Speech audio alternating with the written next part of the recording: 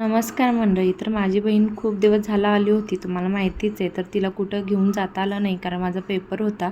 तर चला म्हटलं की आज थोडंसं बाहेर जाऊया. तर पुणे एअरपोर्टपाशी असणारा एरो मॉल तिथं आम्ही गेलो. तर बाहेर जायचं असलं की अशा आमच्या मॅडम तयार होतात. तर फायनली आम्ही एरो मॉलला पोहोचलो होतो. तर श्रीषा झाली ना तेव्हापासून मी अशाच गोष्टींकडे अट्रॅक्ट होते.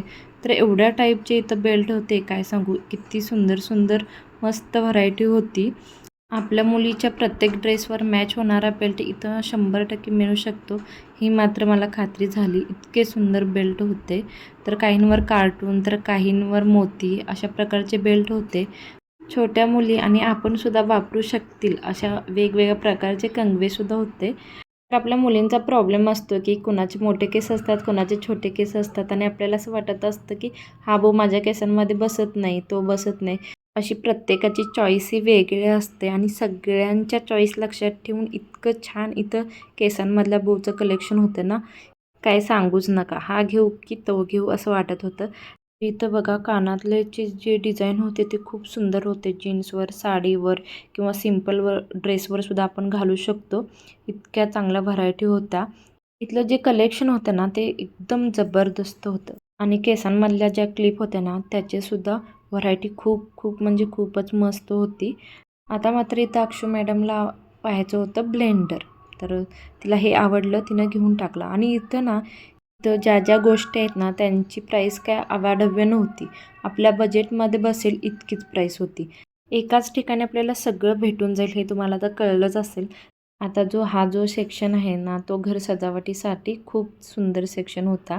कारण यामध्ये ज्या हिरव्यागार ज्या वेली होत्या त्या इतक्या रिअल होत्या की खरंच आहेत की काय असं वाटत होत्या. आणि ज्या आर्टिफिशियल कुंड्यांची जी झाडं होती ती पण आपल्या घर सजावटीसाठी खूप आकर्षक आणि क्लासी लूक देणारी होती. आता मी तरी एवढी सगळी व्हरायटी एकाच ठिकाणी ही पहिल्यांदाच बघितली होती. तर लहान मुलींच्या पर्स ते आपल्याला वापरता येतील अशा पर्स किंवा छोट्या छोट्या बॅग्स खूपच सुंदर होत्या. त्यानंतर आपल्या डोअर मॅट किंवा गादी, उशी ह्या सगळ्या गोष्टी इथं अवेलेबल होत्या. आता त्यानंतर गेलो आम्ही आमच्या आवडत्या सेक्शनमध्ये. हे सगळं पाहून श्रीषा एकदम खुश झाली होती. वेगवेगळे डॉल, टेडी सगळं हातामध्ये घेऊन सगळ्यात जास्त हा सेक्शन तिनंच एन्जॉय केला. तर इथं बंकी बघा किती क्यूट होतं.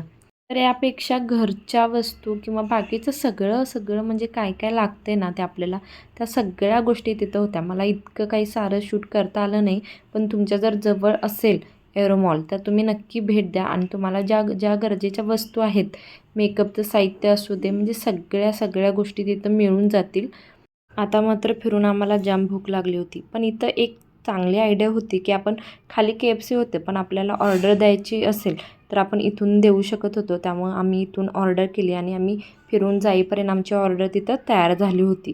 तर इथं बघा श्रीषा सगळ्या लोकांना बघून ओरडत होती, त्यांना बोलवू पाहत होती. तर तेवढ्यात आमची ऑर्डर मात्र तयारच होती, तितक्यात आलीसुद्धा. मस्त आम्ही खाणं एन्जॉय पण केलं. आता अक्षुला ना थोडीफार कपड्यांची शॉपिंग करायची होती. मग खालीच काही झुडिओ होतो म्हणून तिला मी घेऊन गेले झुडिओमध्ये.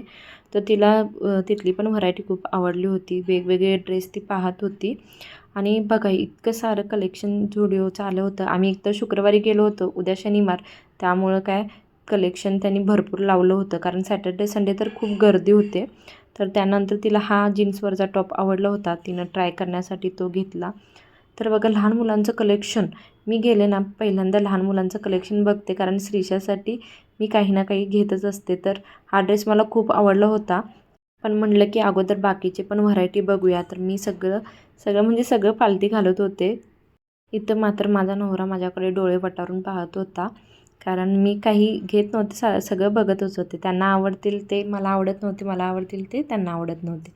सगळी खरेदी आवडली आणि आम्ही आलो घरी. तर श्रीषासाठी पण खाऊ बनवला, तिला घातला. तर असा होता आमचा दिवस. तर व्हिडिओ आवडला असेल तर नक्की बघा. थँक्यू.